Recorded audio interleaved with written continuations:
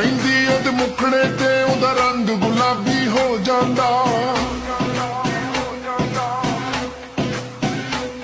ਮੱਥੇ ਤੇ ਪਸੀਨਾ ਆਇਆ ਜੋ ਤੁਪਕਾ ਤੁਪਕਾ ਕਰ ਚੋ ਜਾਂਦਾ। ਜੇ ਧੁੱਪ ਪੈਂਦੀ ਉਹਦੇ ਮੁਖੜੇ ਤੇ ਉਹਦਾ ਰੰਗ ਗੁਲਾਬੀ ਹੋ ਜਾਂਦਾ। ਮੱਥੇ ਤੇ ਪਸੀਨਾ ਆਇਆ ਜੋ ਤੁਪਕਾ ਤੁਪਕਾ ਕਰ ਚੋ ਜਾਂਦਾ।